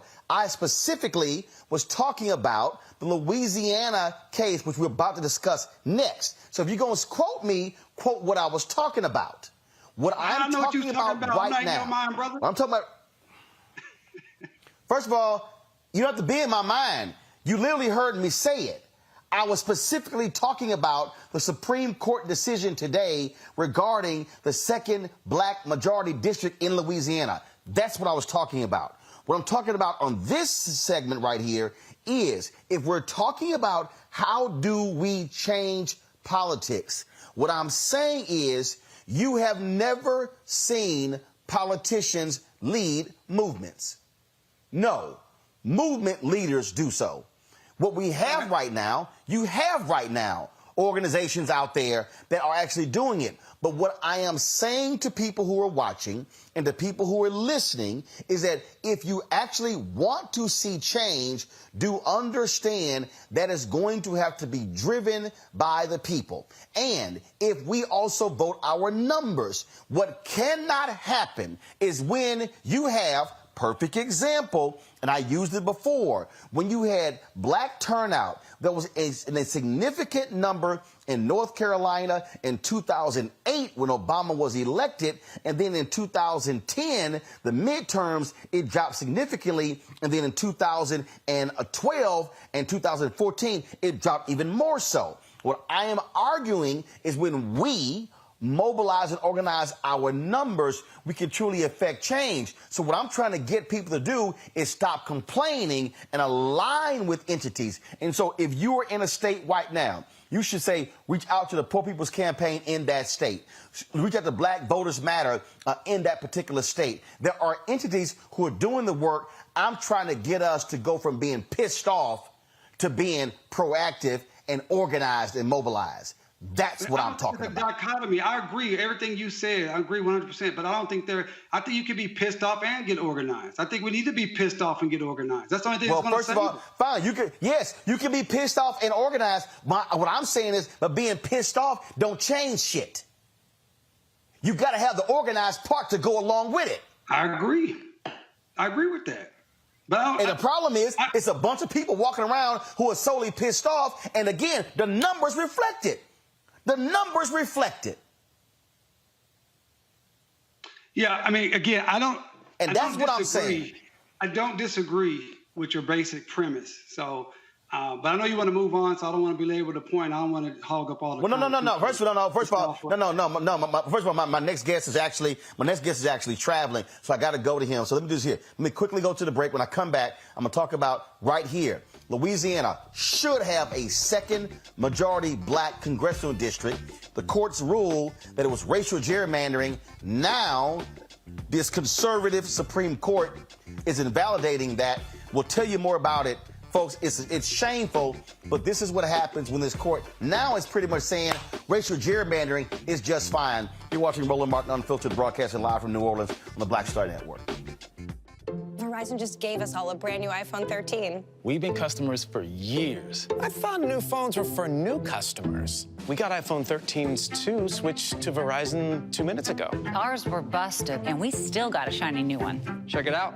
So wait, everybody gets the same great deal. I think that's the point. iPhone 13 on us for every customer. Current, new, everyone. On any unlimited plan, starting at just $35. All on the network more people rely on. Love our new Alexa. It's a Buick. Yeah, Alexa. Buick. Alexa. It's a Buick. It's an Alexa. It's a Buick. It's an Alexa. Coach, that's a Buick. That's an Alexa. The Buick Enclave with available Alexa built in. On A Next A Balanced Life with Dr. Jackie, we're talking all things mental health and how helping others can help you. We all have moments where we have struggles, and on this week's show, our guests demonstrate how helping others can also help you. Why you should never stop giving and serving others on A Next A Balanced Life here on Black Star Network. How about sushi? I just had sushi for lunch yesterday. How about tacos? Automatic emergency braking, one of 6 advanced safety features standard on every 2022 Chevy Equinox. Find new technology. Find new roads. Chevrolet. Next on the Black Table with me, Greg Carr. A very different take on Juneteenth with the one and only Dr. Sunyata Ahmed. We'll explore the amazing foods, remedies, and rituals that are a part of our history and the Juneteenth holiday. So it's our responsibility to return the healthier version to our folks instead of just the red liqueurs marketed to us, the red sodas and the other things. I mean, why does the Kool-Aid man have to sound like Louis Armstrong? He's like, oh yeah! Yeah, right. An enlightening and tasty hour of the Black Table, only on the Black Star Network. How y'all doing? It's your favorite funny girl, Amanda Seals. Hi, I'm Anthony Brown from Anthony Brown and Group Therapy. What up, Lana Well, and you are watching Roland Martin Unfiltered.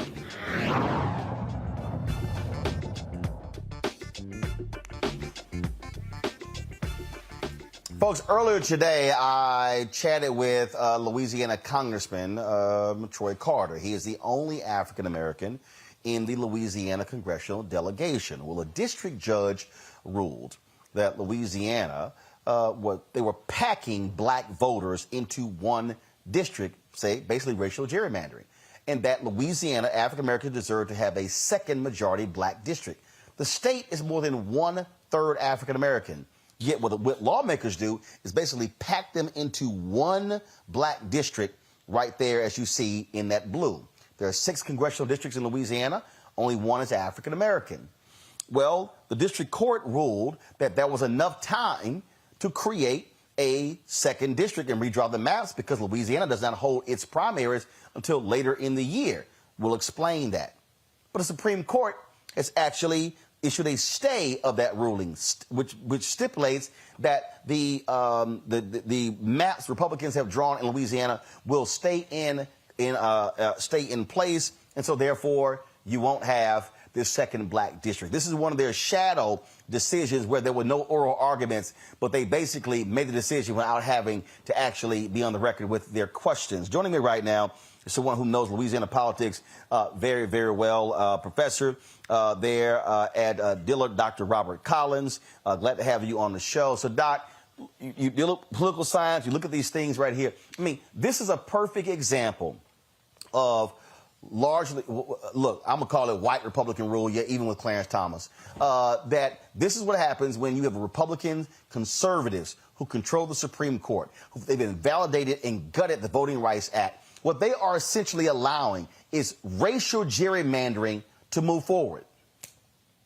Yes, Roland, what's interesting about this is that after the district court judge ruled that it was that the current map that the Republican majority legislature passed was a violation of the Voting Rights Act, and she ordered them to create 2 districts, 2 black majority districts, which they refused to do. The judge basically almost threatened to hold them in contempt of court, but they refused. Then they appealed to the Fifth Circuit, and interestingly enough, the Fifth Circuit refused to stay her order. So the Fifth Circuit Court of Appeal, mind you, which any lawyer will tell you is the most conservative court of appeal in the United States, and the panel that heard the case was a Republican majority panel, actually left the current maps in place. They refused to stay the order, and they actually scheduled a hearing for July 8th. So we were waiting for the judge tomorrow. Actually, she was going to issue her 2 maps, and then there was going to be a full hearing July 8th before the Fifth Circuit Court of Appeal, which is the standard way which is the standard process. But then because the leadership of the legislature filed an emergency appeal with the Supreme Court basically decided that they were going to Bigfoot the situation, that they were going to come in, they were going to, without a hearing, they were going to overrule both the district judge and the Fifth Circuit Court of Appeal, and that they were just going to, basically cancel the 2 majority black districts, leave in place the current maps, which only has 1 majority black district, and they scheduled a hearing. Well, and they put the case on the docket for next term. But let's not kid ourselves. We know how they're going to rule in advance. I'm not going to sit here and give anybody any hope that the the two black majority districts are going to receive a fair or impartial hearing from this court. That's just not going to happen. It's gonna be a 6-3 vote, and I'll predict that now very comfortably. And if anybody wants to put a bet on that, we can put a bet on that. Yeah. So it's very disturbing that the court would actually, with everything it has to do, would actually step into this Louisiana case when it really didn't need to. It could have just let due process play out, but they chose. But Robert, look, let's keep in mind, this is the exact same Supreme Court where overturning Roe v. Wade was not on the agenda. Like, literally, that was not a part of the Mississippi case. The state of Mississippi wasn't asking for Roe v. Wade to be overturned. This Supreme Court chose to go even further. And so when I hear Republicans complain about, Democratic judges being activist judges, this is a perfect example of activist judges with them not allowing lower courts to do their job. They decided, damn that, we shutting this down. Oh yeah, and I've told people say this is a conservative court. I said no, this is an activist court. This is an activist right-wing court. This is an activist right-wing court. They get involved in cases. They always use the cases before them to rule on a bunch of different social issues that aren't even in the case. And you're right. In the Mississippi case, they could have upheld the constitutionality of the Mississippi law, left the Mississippi law in place, and been totally silent on Roe versus Wade. And interestingly enough, that's what the Chief Justice wanted to do. The Chief Justice, who is very conservative, wanted to just leave the Mississippi law in place. And in his opinion, he said he believes in taking a more incremental view. But the five ultra conservatives, they don't really believe in an incremental view. They saw this this was their chance to take out Roe v. Wade, so they took it out. They just took it out. And I think we're going to see, and as I wrote in one of my tweets earlier today, this is, this current majority, conservative majority of the Supreme Court has made it very clear that now they're going to be very aggressive in taking the hammer to their opposition, and they're going to be pretty ruthless about it. So I think we better buckle up. It's going to be a bumpy ride. Yeah, and this is why the previous segment I was talking about why we got to mobilize and organize to vote. The reality is this, and I don't care. Yeah, I know what people said in 2020 when they were talking about elect Warnock and Ossoff, but I also knew if you elected Warnock and Ossoff, you would still be at 50-50. The reality is this here. If Mandela Barnes becomes a U.S. Senator in Wisconsin, if Fetterman wins in Pennsylvania, if Sherrod Beasley wins in North Carolina, it's now 53-47. If all of a sudden we get aggressive, and I keep saying black people, look, if Democrats actually, or even if outside groups register black people in Louisiana, look, I know people may sound crazy, you can flip that U.S. Senate seat in Louisiana. Hey, call me nuts, but John Bel Edwards won in this state by 30,000 votes. The bottom line is here, you have to activate the people. Look, you got Booker in Kentucky, you've got Demings in Florida, you got Tim Ryan in Ohio. So potentially Democrats could be 53-47, 54-46, and now all of a sudden these things we're talking about, you can now codify them. Look, you don't have to wait for the Voting Rights Act. You can literally now change the law, but you have to break the log jam of these people who think, we can't get rid of the filibuster. Damn that. This court is making it clear that they are going to do the bidding of Republicans and try to return everything to states' rights. And we know if we're living in red states, we are screwed. Sure. And let's be clear. If the Republicans get control of the United States Senate, they will shut down all judicial appointments. Mitch McConnell has been very clear about that. If he gets the majority, it's over. I mean, not only will Biden not get any more Supreme Court appointments, assuming someone retires before then, which they probably won't, but he won't get that. Biden won't get any more of his district or appellate judges through. Mitch McConnell is basically going to shut all that down. And I know we focus when we look at judicial appointments. I know we focus on who the president is, and it's important to control the White House. But as I've been saying for years, and let me say, I'm a former U.S. Senate staffer, so I'm sort of biased toward the Senate. You have to control the Senate. The current problems on the Supreme Court were not caused by not controlling the White House. I mean, the Democrats at the end of the current term, the Democrats will have held the White House for 12 of the last 16 years. The issue was they didn't control the United States Senate. And so the reason why Barack Obama was not allowed to put his final appointment on the court was because the Republicans controlled the Senate and they were able to block it. The reason why Donald Trump was able to get Amy Coney Barrett on the Supreme Court just a few days before the end of his term is because the Republicans controlled the court, and the Democrats could not stop that from being rammed through. Donald Trump should have had one Supreme Court appointment. Normally, presidents get one. Sometimes they get two during a term. To get two, you normally have to serve 2 terms. He got 3. He should have only gotten 1. He got 3. He basically stole 2. He stole 2 because the Republicans control the Senate, and the Republicans are very cutthroat and vicious in ramming, in either blocking the Democrats' picks or in ramming their picks through, basically in defiance of the will of the American people. The reason why Mitch McConnell said that he didn't let Barack Obama have his pick is because, we have to let the American people vote on it. They have to decide.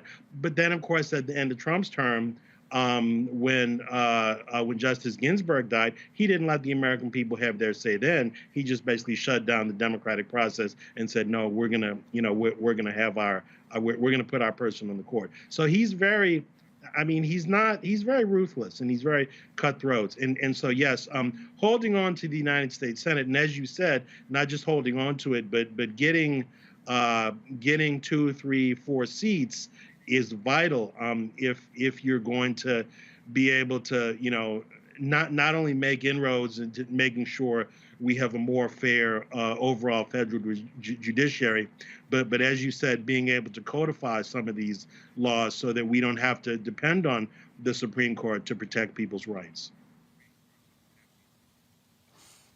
Questions from my panel. I'll start with you, Avis. Yeah. I hear what you're saying, and I'm really interested in your perspective around the Senate, specifically given your background there. When you think about what's going on right now and what will happen in the midterms, what do you think are the chances that we will get enough turnover in the Senate in the Democratic direction to be able to overcome those people who have stood in the way this time, which is why we needed more than a 50/51 majority to pull things through. We had these conservative Democrats who were unwilling to stand up for key pieces of legislation. Do you think that there are enough seats that are shaky enough that Democrats might actually win enough new seats in the Senate in order to have at least that 53, 54, even maybe that we need to get past the Manchins of the world? It's going to be tight, because, of course, the Democrats have to hold everything they have now. They can't lose anything, and then they need to flip a few seats. Roland's probably more optimistic than me. I mean, I think they can hold everything they have now. But, I think flipping Florida, is it possible? Yes, but it's going to be tough. The turnout has. Oh, no. Remember, I named 3 that I actually have at the top. Wisconsin, Pennsylvania, North Carolina. Then after that, I think Ohio is next. That's still going to be hard. I think the hard ones are obviously Florida, Kentucky, Louisiana. But the reason I was talking earlier about the organizing piece, a Democrat was elected governor in Kentucky. A Democrat is elected governor in Louisiana. I'm saying that for a reason that you have to put in the work to beat them. There are too many Democrats who right now are going, oh, it's Louisiana. We can't beat we can't beat Kennedy. Well, if you never actually try, you're guaranteed to lose. Same thing with Booker versus Rand Paul. I'm looking at two states that ran, yes, white male governors, but there's still Democrats in red states. But you got to make the effort. So what I've been saying is, if you hold Georgia, Arizona, Nevada, New Hampshire, those are 4 Democrats must hold. The 3 pickups, I believe, and the polling data right now shows Wisconsin, North Carolina, Pennsylvania, and then that next one is Ohio, and then I think you get to Florida, Kentucky, Louisiana.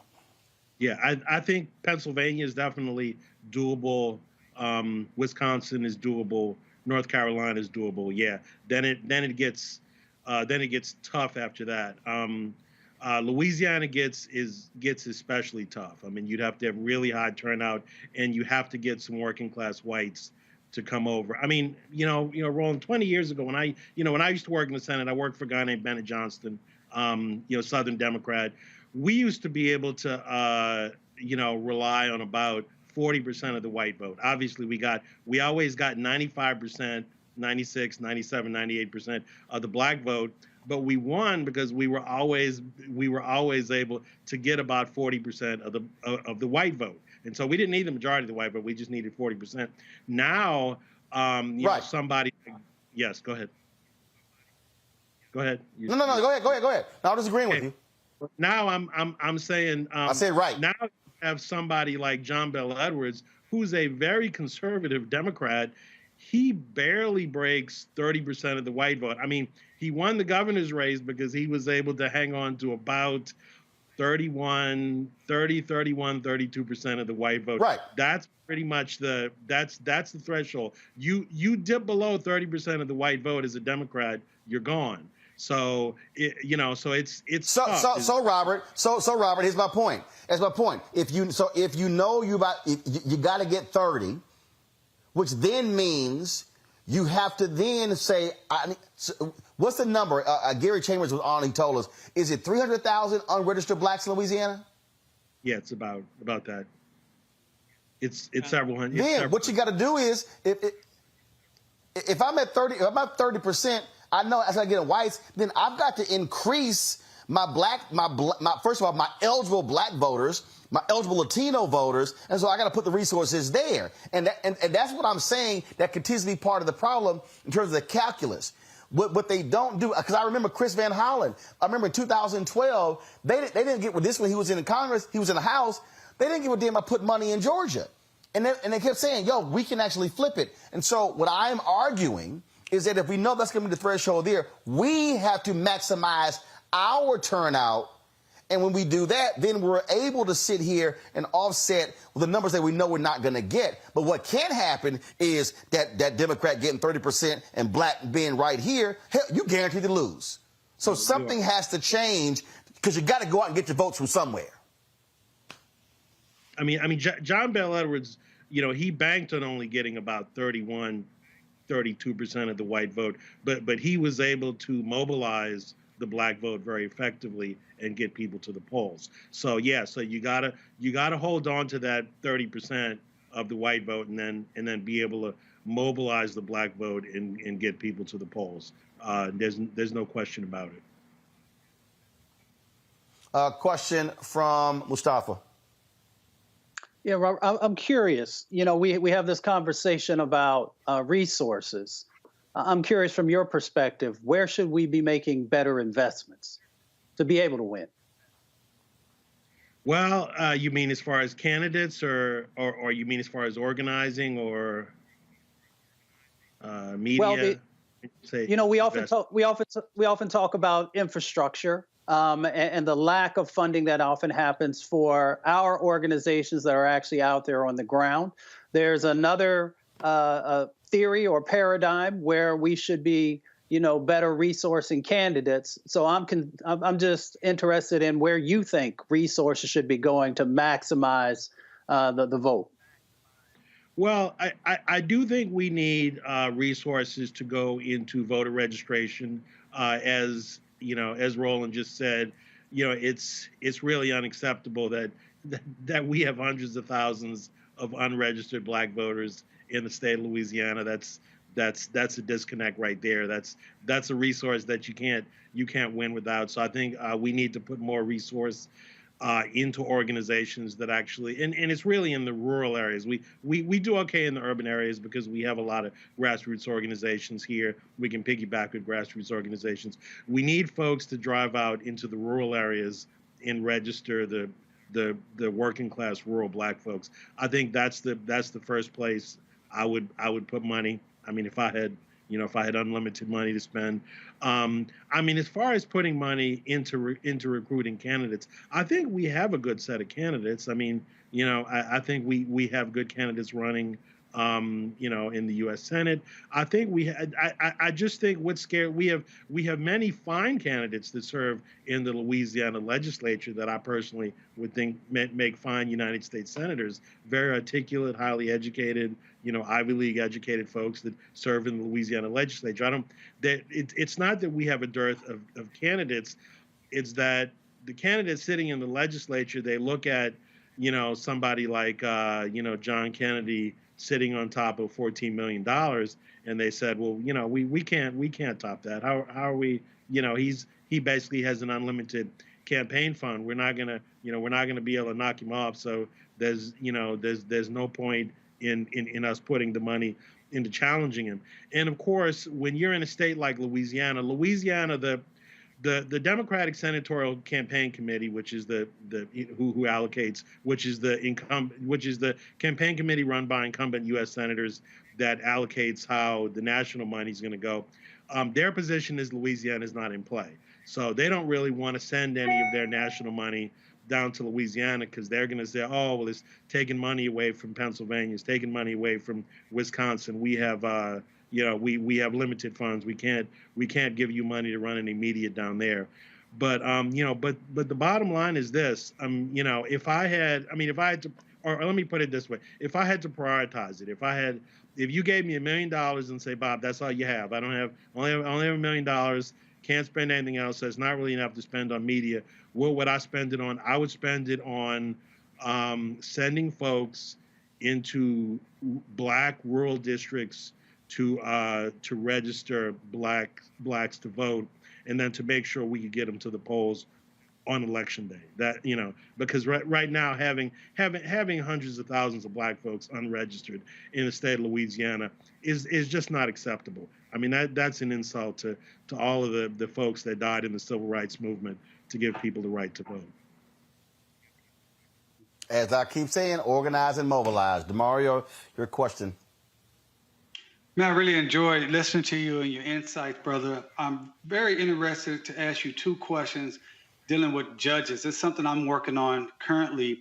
I was very disappointed. I had a conversation with a high-ranking government official in D.C. a couple weeks ago that Senator Dick Durbin is still recognizing the blue slip policy.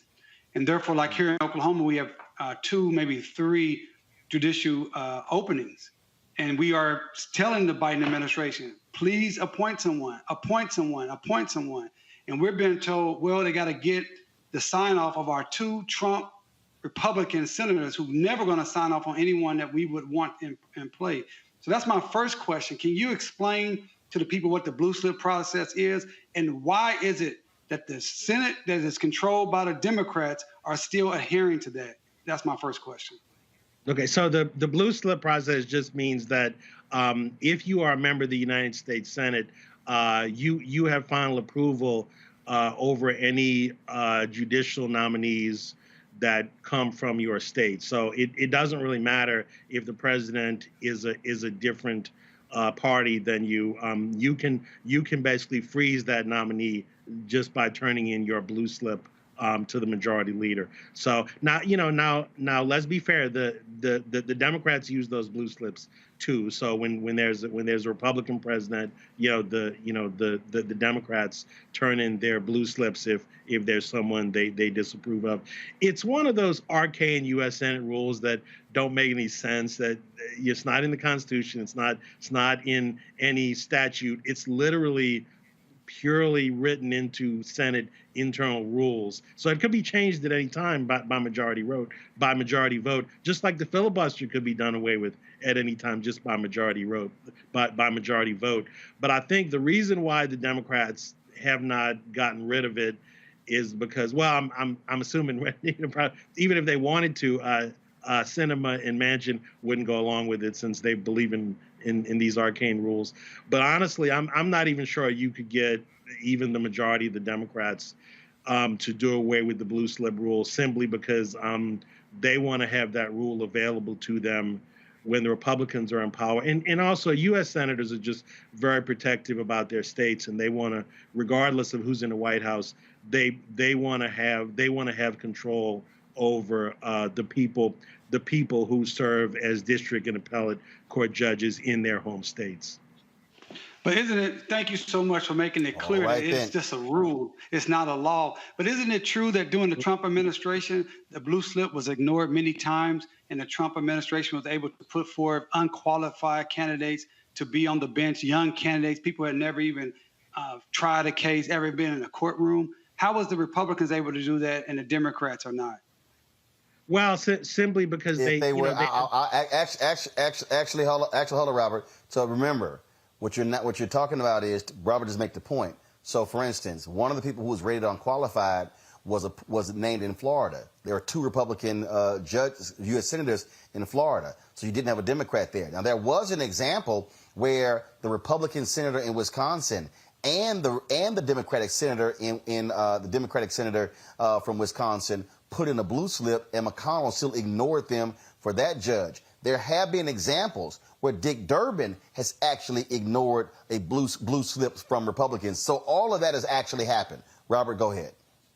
But at the end of the day, it's about majority rule. In order to be able to in order to be able to stop unqualified judges from going through, you have to have the numbers. I mean, you have to have the numbers, and otherwise, it's just majority rule. And if the Republicans have been, you are correct. The Republicans have been, a little more brutal in following the rules when it serves their purposes, but ignoring the rule, conveniently, ignoring the rule when it does not serve their purpose. My second question, Roland, if I have time. All right, then. And actually, we don't. Literally, the next guest has been waiting for about 10 minutes, and I got to go to the next guest. Robert Collins, always glad to have you, man. We appreciate it. Thanks for the knowledge. Hopefully, I'll see you around New Orleans this week, and we'll catch up. Okay, thank you, Roland. Bye-bye. I appreciate it. Thank you very much, folks. Got to go to a break. When we come back, we'll talk about this case out of Connecticut. We'll be joined by one of the attorneys working with Ben Crump on this case, a black man paralyzed. They're actually having a rally for him as we speak in Connecticut. You're watching Roland Martin Unfiltered on the Black Star Network, broadcasting live from New Orleans. Don't forget to support us in what we do. Download the Black Star Network app, Apple phone, Android phone, Apple TV, Android TV, Roku, Amazon Fire TV, Xbox One, Samsung Smart TV, and of course, please support us as well by joining our Bring the Funk fan club. Your dollars make it possible for us to do what we do. See your checks and money orders to P.O. Box 57196, Washington, D.C. 20037-0196. Cash App is $RM Unfiltered. PayPal is R Martin Unfiltered. Venmo is RM Unfiltered. Zelle is Roland at RolandSMartin.com. Roland at RolandMartinUnfiltered.com. And all y'all on YouTube and Facebook, hit the like and the share button. We should easily be over 1,000 likes by now. I shouldn't have to be asking y'all, okay? So when I come back from the commercial break, I better see us hit 1,000 on YouTube. Y'all got it? Let's go. Back in a moment. iPhone 13 on us for every customer. Current, new, everyone. To show the love. How about sushi? I just had sushi for lunch yesterday. How about tacos? Automatic emergency braking, one of 6 advanced safety features standard on every 2022 Chevy Equinox. Find new technology. Find new roads. Chevrolet. Of course, I looked up to Spike Lee. Of course, who didn't? I mean, he's a genius. But then also, I was this kid from Brooklyn, right? That felt like, give me my damn respect. I made this, this creative art, right? That people are responding to, and it would have been great if we had the opportunity to sit one-on-one. Hold on one second. Okay. Spike. What's up, baby? So I'm in LA right now. I got a one-on-one series with my network, Black Star Network. and I'm interviewing Matty Rich. I appreciate that, bro. That's a big moment, man. That was like, man, that was good. Got me all choked up. That's good. Well, I'm all about connecting. Appreciate that, bro.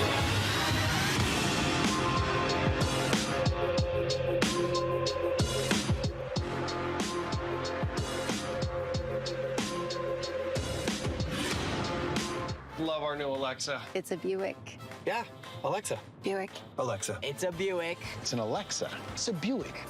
It's an Alexa. Coach, that's a Buick. That's an Alexa. The Buick Enclave with available Alexa built-in.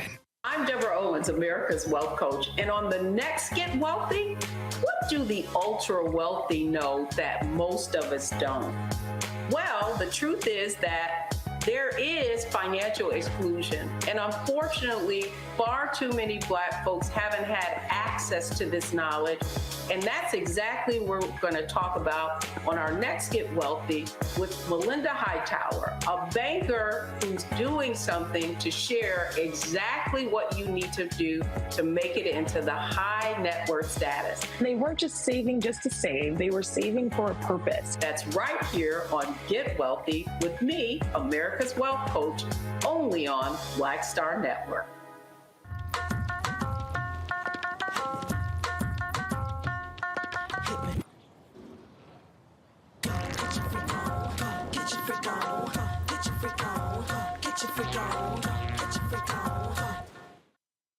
Hello everyone, it's Kiara Sheard. Hey, I'm Taj. I'm Coco. And I'm Lily. And we're SWV. What's up, y'all? It's Ryan Destiny, and you're watching Roland Martin Unfiltered.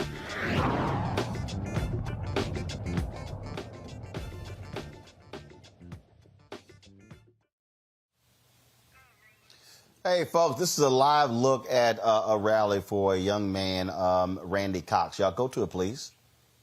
Go to it, please. Thank you. And, of course, this is the story that we're covering. Ben Crump is speaking right now. In fact, young man who was paralyzed from the neck down after being seriously injured in the back of a police van when the driver braked suddenly. He was not bolted in. Let's actually go to this news conference and let's hear what Ben has to say.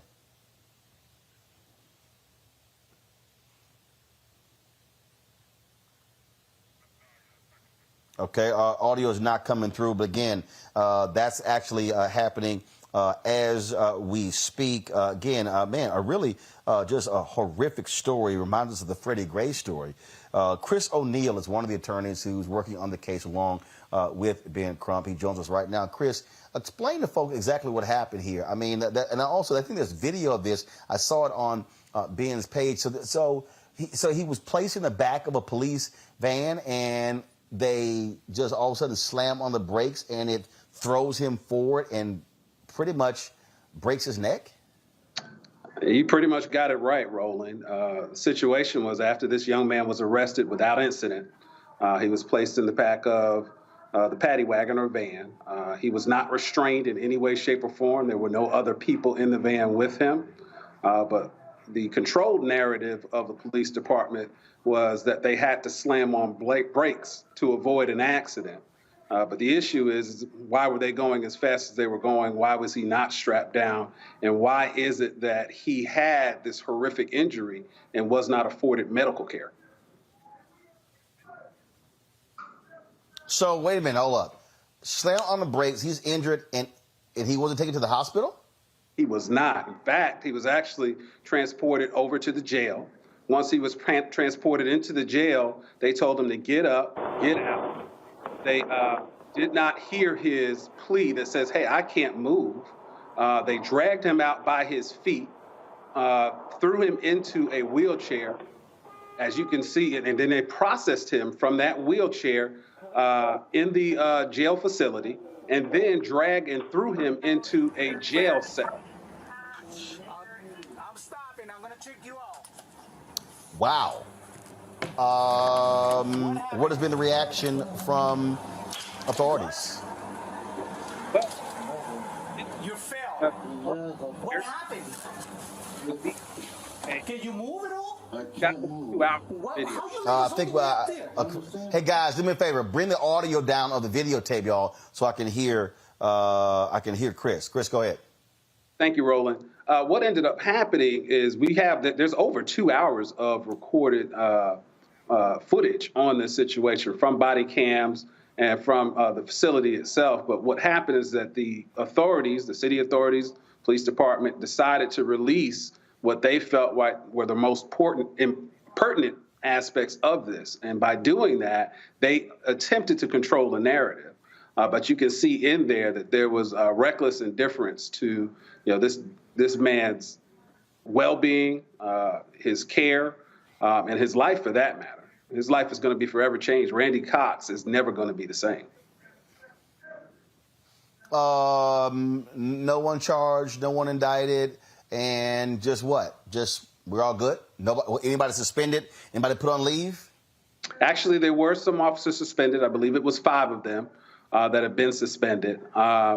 And there has been a statement from the mayor of the city of New Haven that indicates that they're very disturbed at what they've seen. But there's been no one that's been charged. There's been no one that's been indicted. We're waiting on all of that. Wow, absolutely incredible here. Let's see, any questions from my panel? DeMario, I'll start with you first. Hey, Chris, good to see you, team. What's up, team? What's going on? Really sorry. I mean, this is just a heartbreaking video. And of course, we've worked on these cases a lot together. Now, I don't have a question. I just want to remind people that, again, President Biden had a speech where he said it's harder now than ever to be a police officer. That's false. And he also told cities around this country to use the money they received through COVID to give police officers like these officers right here more and more services, more and more resources, more and more money. And I look in this video and I see there's some black officers involved. And that should also be further proof that when we say, we need more diversity in the police department, no, we need a whole new system because this system is corrupt, it's broken, and this stuff happens every single day. Chris, you guys be careful up there in Connecticut and tell Ben I said what's up. Certainly will. In fact, Ben is on the other side of this wall right now in a rally where there are city officials, including the interim chief and several other people. So we're looking forward to making sure that they respond to the pressure that's being levied against them. Avis or Mustafa, you have a question for Chris? I'll just jump in. This has huge overtones of what happened to Freddie Gray. And it makes me think of not only the horrendous actions of the police who were so reckless, leading to Freddie Gray's death and leading to this paralysis. I'm also thinking about what happened after Freddie Gray. And I'm thinking about all of the how the police system closed ranks to protect itself and to go after the prosecutor, right? That to me sends messages. So in terms of this particular case, what do you think are the chances of actually something substantive happening to these police officers? Do you think that that's just a moot point, that it's just going to end up in some sort of civil resolution? Or should we even expect to see some level of criminal culpability for what was, this life-altering injury and the full lack of regard for his health and safety after they got him out of the van to just kind of plop him into the wheelchair and process him instead of giving him medical attention? Is someone going to be arrested? Is someone going to serve some criminal time for this type of reckless disregard for human life? That's an excellent question. And we've been doing this for many years, as DeMario Solomon Simmons indicated a moment ago. And we've seen this playbook. This is not unusual. We actually expect them to now start to attempt to assassinate his character, to attempt to alleviate some of the pressure that's been placed on them, to rally around the folks that are the Blue Lives Matter people. But ultimately what it comes down to, and I appreciate exactly what you said, because if there's not a prosecution, that is going to be the decision of an elected official. And if we do not take care to go out and vote and place up candidates that are going to look out for the best interests of our community, that's going to be on us. Ultimately, we have to get out there and put the pressure on. Every time there's an incident, that's one thing. But voting is something that is actually scheduled. We know it's coming up. We've got to get behind programs and stories like what Roland Martin is willing to do, what this show is willing to do. We have to get behind causes like voter registration that I've seen Roland Martin out there day in, day out, trying to get people involved with. So quite frankly, this show and the people that are on this show are going to help push the narrative. When he talks about getting likes, we need to get more eyes on shows like this because it's going deeper into the coverage than the national media would. Mustafa, well, absolutely, Chris, we appreciate that. And that's one of the reasons why this was created, because we can't hope they show up and cover us. Mustafa, any question? Yeah, Chris, thank you for everything that you and Ben and the rest of the team there does. It seems like there is negligence from the beginning all the way through. I know without a doubt that there's training that's supposed to happen around both head and spinal injuries, and that you're taught that you are not supposed to move someone. And I heard that young man say that he couldn't feel his legs, that he couldn't move. So do you think at a minimum that negligence, of course there will be other possible charges, but at a minimum it seems like negligence was throughout this whole process? That's an interesting take on it. And I actually think that that's exactly what they want us to do, to go that route of negligence, because there are certain protections. And Demario Solomon-Simmons can get into those, but those sovereign immunity protections that protect against certain amount of negligence. So we have to play chess instead of checkers in this situation and not fall into the trap of saying, oh, yeah, look at all of this negligence and hang our hats on that when they know full well that they have protections against those things. All right, then. Attorney Chris O'Neill, we surely appreciate you joining us. Keep us abreast of what happens with this case moving forward. And thank you for being in that room, Roland. I'm literally on the other side of that room that you were streaming. That's the kind of journalism that Black America needs. We appreciate everything that you do. No, we appreciate it. Thank you so very much. Folks, got to go to a break. We come back, Marketplace setting. We'll talk with a black wine company owner right here on Roland Martin Unfiltered on the Black Star Network. Love our new Alexa. It's a Buick. Yeah, Alexa. Buick. Alexa. It's a Buick. It's an Alexa. It's a Buick. It's an Alexa. Coach, that's a Buick. That's an Alexa. The Buick Enclave with available Alexa built-in. We're all impacted by the culture, whether we know it or not. From politics to music and entertainment, it's a huge part of our lives, and we're going to talk about it every day right here on The Culture with me, Faraji Muhammad, only on the Black Star Network. How about sushi? I just had sushi for lunch yesterday. How about tacos? Automatic emergency braking, one of 6 advanced safety features standard on every 2022 Chevy Equinox. Find new technology. Find new roads. Chevrolet. On a Next A Balanced Life with Dr. Jackie, we're talking all things mental health and how helping others can help you. We all have moments where we have struggles, and on this week's show, our guests demonstrate how helping others can also help you. Why you should never stop giving and serving others on a Next A Balanced Life here on Black Star Network.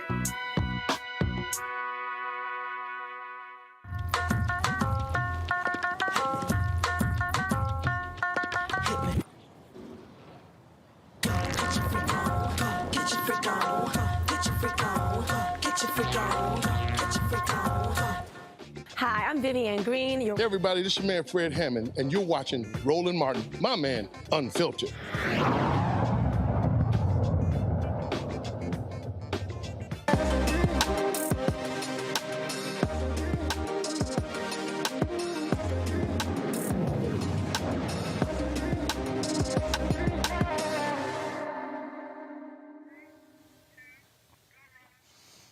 All right, folks, what happens when you're an engineer and you kind of want to do some other stuff, and then all of a sudden you decide to become a winemaker in Alabama? Y'all, that's my next guest. Welcome to the show, Rada Griffin. owner and inventor of Anissa Wakefield Wines in Huntsville, Alabama. Glad to have her on the show. So, okay, seriously. So we go from engineering to wine. Was it because you loved it, or did you say, man, I see a business opportunity? Well, because I love it, and to go back a little bit more, I'm a private chef. So when I rebranded my private chef company back in 2017, I had already been studying wine for several years, since 2009, actually.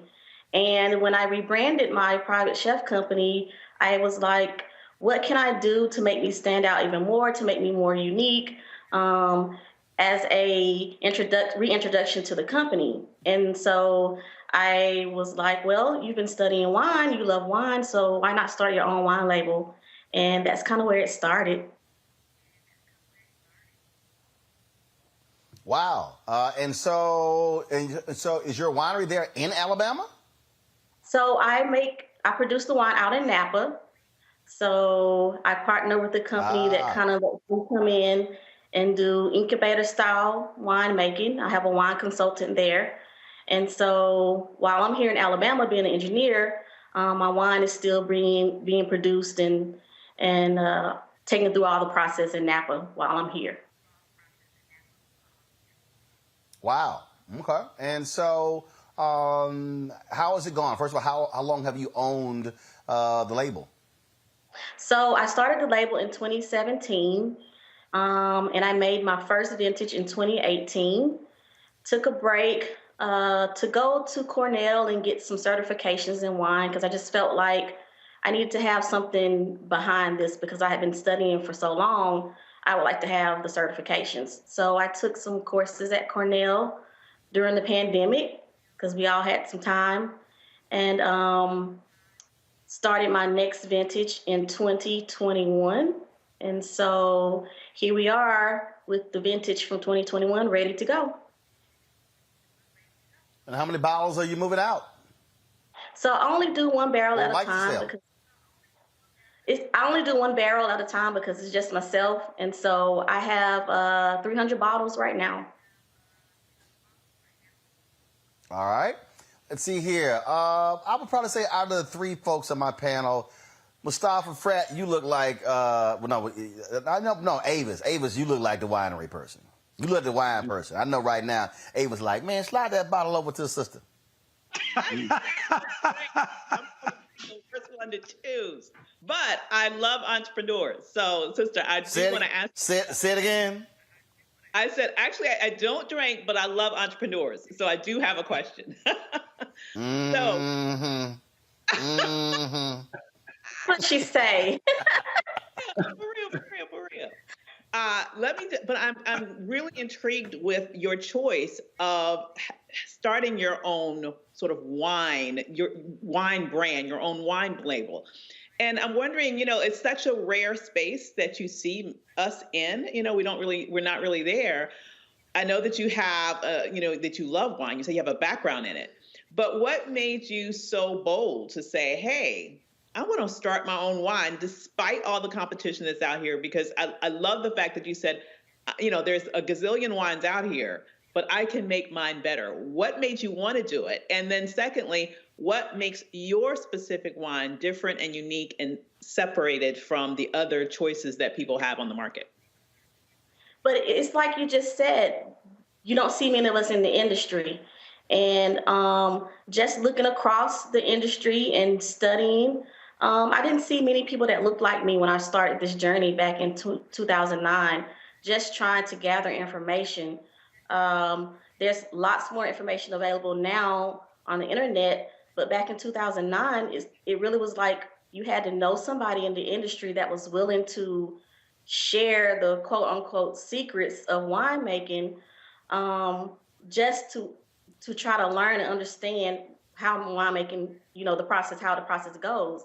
And so fast forward to 2022, and you can go learn about wine everywhere, anywhere.